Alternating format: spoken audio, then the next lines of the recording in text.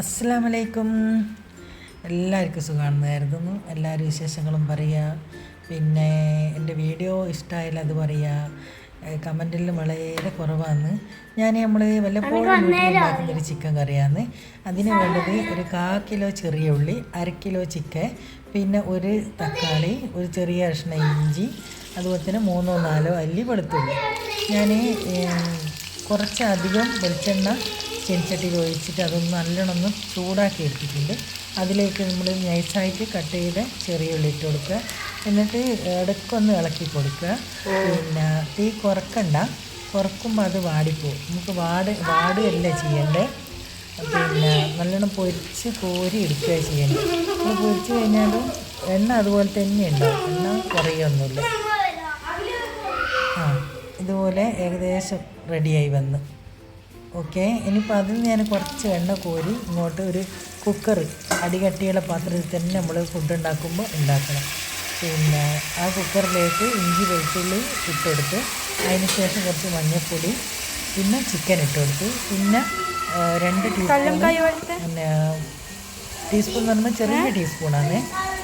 നമ്മൾ മുട്ടയിൽ അതുപോലത്തെ അതിൽ 2 ടീസ്പൂൺ മഞ്ഞൾ, പിന്നെ അതുപോലെ തന്നെ 2 ടീസ്പൂൺ മല്ലിപ്പൊടി, പിന്നെ 2 ടീസ്പൂണ് നമ്മളെ ചിക്കൻ ഞാൻ പൊടി ഉണ്ടാക്കിയില്ലേ, ചിക്കൻ മസാല, അതുകൂടി ചേർത്ത് കൊടുത്ത് കുറച്ച് വെള്ളം ഒഴിച്ച് കൊടുത്തിട്ടുണ്ട്.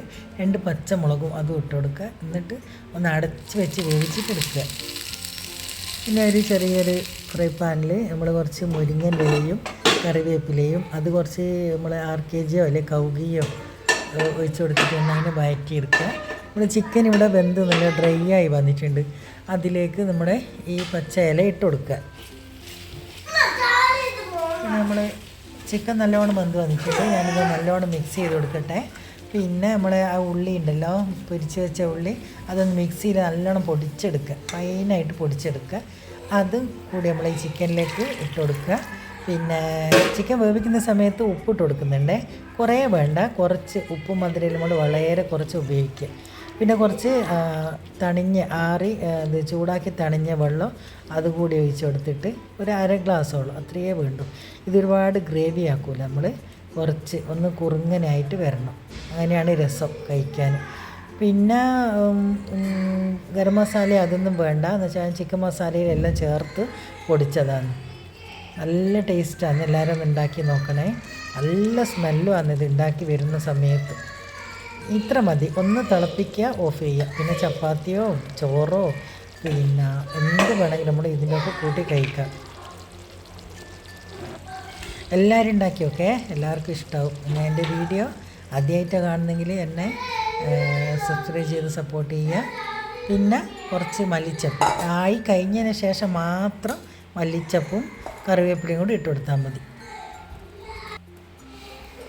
നമ്മുടെ ചിക്കൻ കറി ഇവിടെ റെഡി ആയിട്ടുണ്ട്. ഇതിന് എനിക്ക് പേരൊന്നും അറിയില്ലേ, നമ്മളിങ്ങനെ ഉണ്ടാക്കുന്നതെന്ന് മാത്രം. പിന്നെ ഇത്തിരി കൂടി കൗകി ഞാൻ ആക്കി കൊടുക്കുന്നുണ്ട്, RKG ആക്കി കൊടുക്കുന്നുണ്ട്. അത് നിർബന്ധമൊന്നുമില്ല, വേണമെങ്കിൽ മാത്രം ചെയ്താൽ മതി. ഇനി അടുത്ത വീഡിയോ കാണാം. Bye, thank U.